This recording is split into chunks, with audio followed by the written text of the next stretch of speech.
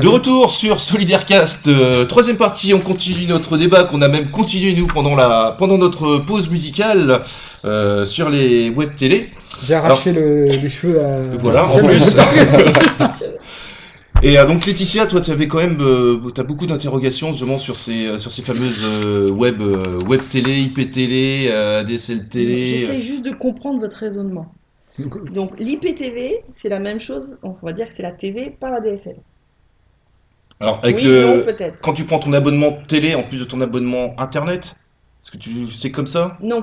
Non. Non, c'est-à-dire que tu as acheté une box, enfin tu loues une box ou tu as une box à la maison et tu peux regarder la télé par la DSL. Ça c'est la TV ADSL. C'est la TV Mais ADSL, avec ton téléviseur. Mais c'est... Avec ton téléviseur. Et tu peux pas regarder sur la TV sur ton ordinateur. C'est l'IPTV. Oui, c'est ce que je viens de dire. La TV par la DSL, l'IPTV. Ouais, bon, ça c'est comme tu vas par exemple sur le site de TF1 ou de France. C'est marqué là, hein. On le voit pas trop. C'est dommage. Oui, quand tu vas sur le site d'une chaîne de télé, par exemple comme TF1 ou France Télévisions, qu'on t'invite avec le lien regarder en direct. Pour moi, c'est ça l'IPTV. Par contre, quand tu regardes ton émission ou une chaîne de télévision par ton abonnement ADSL, donc directement par ta box, là c'est de la TV ADSL. D'accord. Alors n'hésitez pas à réagir sur notre hashtag je suis une blonde. Voilà, hashtag je suis une blonde sur le compte de Solidaircast, le compte Twitter de Solidaircast. Nous n'avons rien contre les blondes. Solidaires, nous sommes tous des blondes. C'est un vrai Kinder, moi. Est-ce que quelqu'un veut faire une précision comme encore sur tous ces termes? Non, je crois que on a fait le tour, donc n'hésitez pas à éventuellement faire des recherches sur. Donc vous allez m'expliquer ce que c'est la web TV et est-ce qu'on connaît des gens qui font de la web TV? On en connaît tous un. On en connaît tous un, bah oui. Nous. Lui. Ah bah non. Tout à l'heure, tu nous as dit que c'était une web TV en direct du flux continu. Alors moi, j'en fais de temps en temps. Oui, mais du flux voilà, continu. donc moi, voilà, bien évidemment, le flux continu. Ça fait longtemps que j'en ai pas fait d'ailleurs. Alors aussi, voilà, tu me demandais pendant la pause si c'est finalement la web télé, c'était les TV d'amateurs. Oui. Est-ce que d'amateurs. Alors c'est vrai qu'il y en a beaucoup, il y a beaucoup d'amateurs justement qui se lancent un petit peu dans l'aventure, justement grâce à la gratuité des outils, la facilité des outils, le fait justement qu'on peut se créer des comptes gratuitement, qu'on peut même se faire rémunérer d'ailleurs par ces plateformes de streaming, comme Twitch par exemple qui propose, alors à partir d'un certain nombre d'abonnés bien sûr. Le gars qui a 3 abonnés, il va pas pouvoir rémunérer ses vidéos, bien sûr. Mais à partir d'un certain nombre d'abonnés, voilà, Kinder, c'est un certain nombre d'abonnés, tu peux demander à te faire rémunérer par un système d'abonnement. Il faut qu'il te demande ou est-ce que c'est quelque chose qui se fait automatiquement? Oui, ça c'est une bonne question. Alors je crois qu'il faut en faire la demande. D'accord. Alors, et à partir de combien tu fais une demande? Alors là, j'ai pas les chiffres en tête. Je sais par exemple sur Twitch, on peut donc quand on peut se faire rémunérer, c'est l'abonnement est à 5 $, sachant que la moitié va être versée à Twitch et l'autre moitié à la personne qui diffuse la vidéo. Voilà, donc ça permet donc de rentabiliser un petit peu ces diffusions. Est-ce que j'ai le droit de sous-louer mes canaux pour faire de la pub pour une marque dans mes propres vidéos que je diffuse sur Twitch? Non, parce que c'est c'est tordu, ouais. Si c'est ta propre il me semble parce que moi j'ai pas pu voir l'interface de financement justement. Oui. Donc bien sûr tout est financé par la pub. Et alors je l'ai vu brièvement sur une vidéo, c'est une interface qui est exclusive à l'utilisateur qui permet donc de diffuser de la publicité.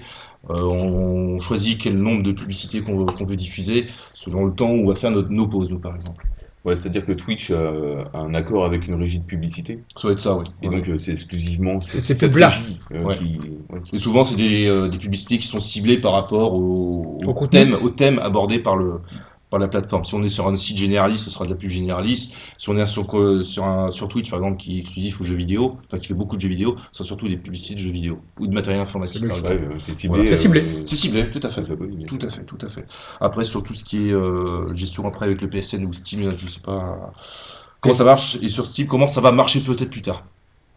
PSN c'était pour PlayStation. PlayStation, alors oui, j'ai PSN sur PS4, pardon, le PSN c'est le PlayStation Network. C'est le réseau de. Voilà, le réseau de Sony. Parce qu'il y a des réseaux, tu sais, il y a des trucs.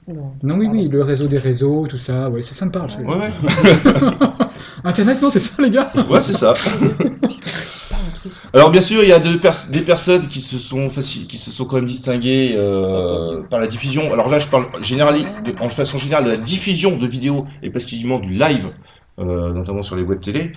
Alors il y a donc au niveau français, il y a de grandes stars entre guillemets, enfin des personnes qui ont énormément d'abonnés, hein, comme Cyprien ou Norman de Norman fait des vidéos, sachant que par exemple que Norman a actuellement plus de 5 millions d'abonnés et réalise à peu près entre 2 et 11 millions de vues par vidéo. Par vidéo. Ouais, c'est énorme. Et ils en ont au moins une vingtaine ou une trentaine, je ne sais pas. Enfin, ils en ont un bon paquet, ouais. Et est-ce que ces sites ont une statistique sur l'âge des gens qui regardent les vidéos ou pas? Alors après, c'est sur des vidéos qui sont surtout sur YouTube. Ouais. Alors je pense qu'avec le module Google Analytics, on peut peut-être voir, mais nous, de notre côté, en tant que juste utilisateur, je sais pas. Ouais, je pense que c'est majoritairement quand même des ados, des jeunes qui visionnent Oui. ce genre de chaîne YouTube, comme on dit. Oui. Hein. Oui. Moi, je vois mon gamin, il est fan des trois, il est fan de tout, et du moment que c'est des jeunes qui diffusent quelque chose sur la télé, ouais, c'est génial, c'est YouTube. Ouais, d'accord. Mais j'ai pris du plaisir quand il me les a montrés, quand j'ai vu Cyprien pour la première fois, je dis, mais c'est génial. Enfin, Norman pareil, j'ai découvert ça, je dis, c'est top. Enfin, c'était rigolo, quoi. Voilà.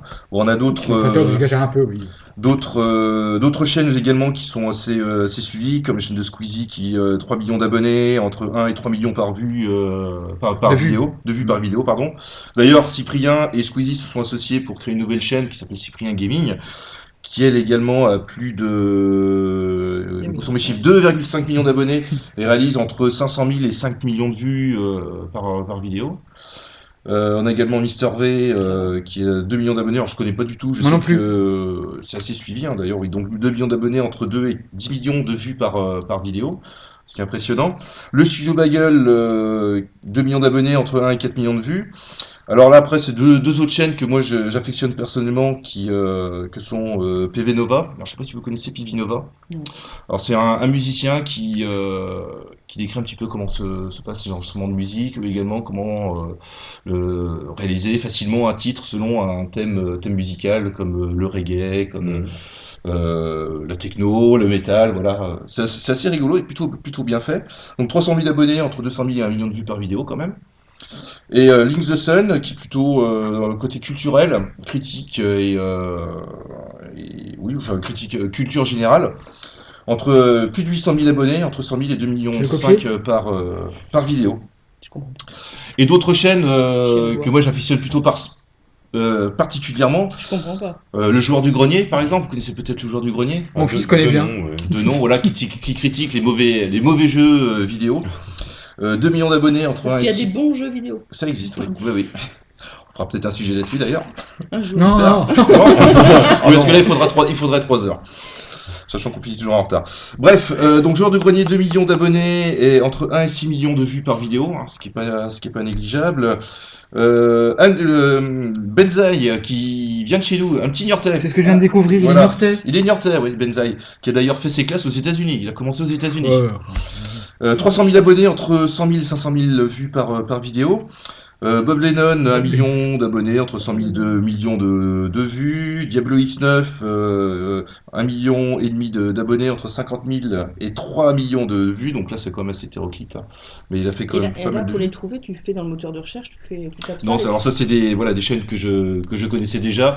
Souvent, quand on va sur YouTube, sur la page d'accueil, quand on n'est pas connecté à son compte Google, on nous propose toujours les chaînes les plus populaires, les nouveautés, ceux qui sont le plus trash. Et donc tu peux faire une recherche avancée avec Google pour chercher des chaînes françaises, ou tu tombes directement sur les chaînes françaises parce que tu as Google Google repère dans quel pays tu te trouves et te propose les chaînes les plus populaires selon ton pays. Rappelle-toi, grâce à ton IP, tu identifies, il sait où tu es, où tu vis, ce que tu fais, à quelle heure tu te connectes, à quelle heure tu te couches. C'est ça. Alors, souvenez-vous de notre numéro 3 de Solidarcast. Voilà, c'est ce que je voulais dire. Je suis fiché. Tout le monde est fiché. D'un seul coup, je repense à ça. Alors, ma fille qui joue beaucoup à Minecraft, qui adore ce jeu-là. Encore un jeu. Ouais, et ah oui, bon, elle joue à un jeu généralement, quoi. Voilà. Et elle regardait, avant d'y jouer, avant d'avoir réellement le jeu, elle regardait beaucoup de vidéos sur Minecraft, voilà. Et elle regardait notamment une youtubeuse qui s'appelle Jolly Dreams. Ouais, youtubeuse. Et donc là, du coup, on parle de ça et du nombre d'abonnés. Et je me dis, tiens, est-ce qu'elle est vraiment connue? Comment elle a fait pour tomber dessus? Là, je me rends compte qu'elle a plus de 10 000 abonnés, quand même, cette fameuse Jolly Dreams. Donc voilà, pour tous les fans de Minecraft, voilà, il y a ça déjà. Voilà. Et puis on a également en France, on a Sifano également, 1 million d'abonnés, 100 000 et 1 million de vues par vidéo, donc il fait exclusivement du Minecraft. Ouais. Bon, alors, oubliez, allez voir Sifano du coup. Voilà, c'est en français, mais voilà, il y a également, moi j'ai pas trop regardé après au niveau de l'international. Je sais que le plus gros YouTuber c'est PewDiePie, qui a plus de 30 millions d'abonnés, je crois. C'est la moitié de la France, quoi. Ouais, c'est impressionnant. Alors, il met une vidéo, il y a la moitié de la France qui le regarde, en fait. Faut quand même que je vérifie mes chiffres, mais je sais quand il y a eu le fameux débat de Twitch et Antoine Decaune, oui. Il nous avait parlé justement que le plus gros YouTuber c'était PewDiePie, qui a énormément d'abonnés. Donc voilà, donc on fait une dernière pause et puis on se retrouvera pour citer quelques web télé françaises. Intéressant. Voilà, à tout de suite.